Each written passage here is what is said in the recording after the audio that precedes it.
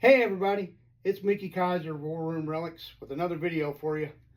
This one pertains to the Civil War period, and we touched on it earlier with one of our Magic Lantern slides. Actually, the first Magic Lantern slide we did, it was a depiction of the Andersonville prison camp.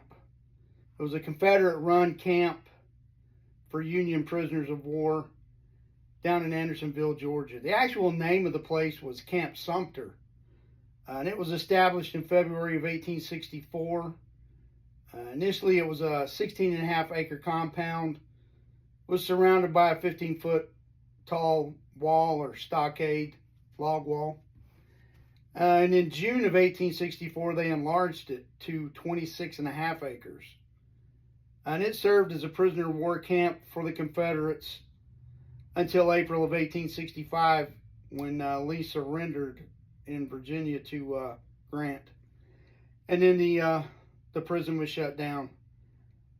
For those of you that are not familiar with it, the Andersonville prison itself was some major war atrocities were committed against Union soldiers. They were mistreated, misfed, not fed enough, starved to death. Out of the 45,000 soldiers approximated or thought to have been held captive during the time that prisoner of war camp was open, over 13,000 of them died. The majority of them died of disease and starvation. There was also an area called the deadline within the camp, within the prison walls. And if a prisoner crossed that deadline, then he was shot dead on sight by the sentries up in the lookout towers.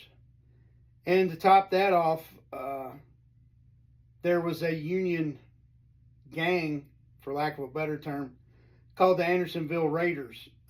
They initially were thought to have been put together to help organize the prisoners and police them. They wound up taking advantage of the weak and beat them to death, took their possessions, whatever they needed to do to survive. The Confederate officer that was in charge of this prisoner of war camp was a Captain Henry Wirtz. He is the only Confederate that was tried, convicted, and executed for war crimes committed during the Civil War. So there's a little bit of poetic justice there. But there's a national cemetery right there where the Andersonville prison stood. And I've had a couple of pieces, relics, identified to guys who wound up being prisoners of war at the Andersonville prison site that didn't survive and are buried in that cemetery there.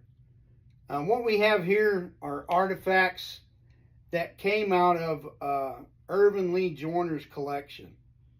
He's one of the foremost authorities on the Andersonville prison. He was a park ranger there, and he was a co-historian.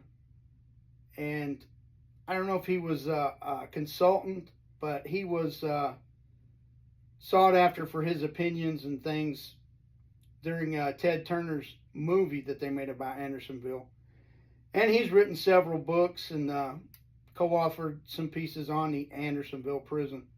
But what we have here, I'll try and get this to where you can make them out. And what don't show up in the video, I'll put some pictures of it on it afterwards so you can make them out. But these are just common artifacts that were found at the Andersonville prison site.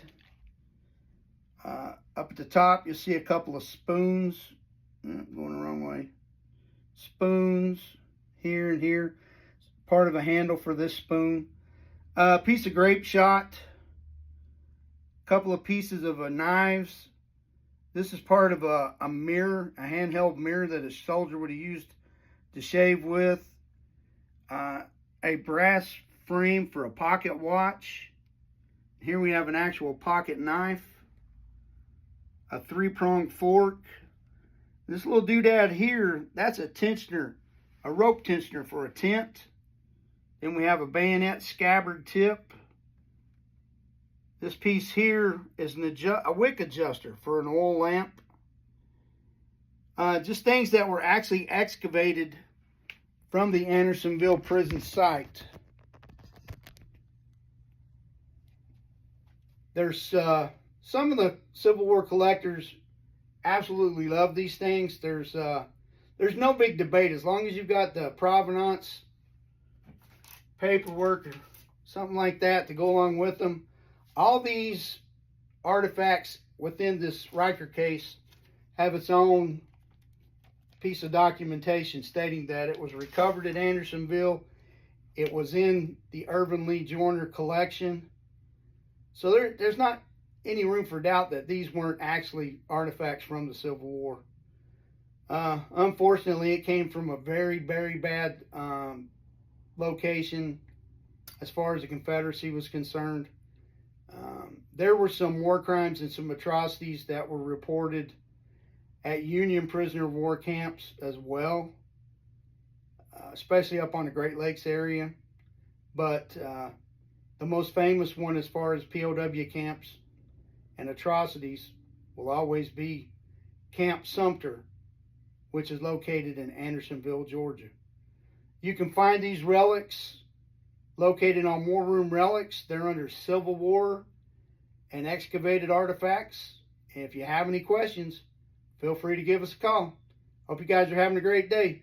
Probably be a day or two before we do another one of these because I'm packing tomorrow for the Oklahoma City show. We'll be gone, leaving out Wednesday morning. Probably won't get back until the following Monday.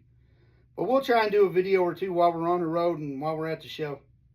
You guys have a great day. Thanks.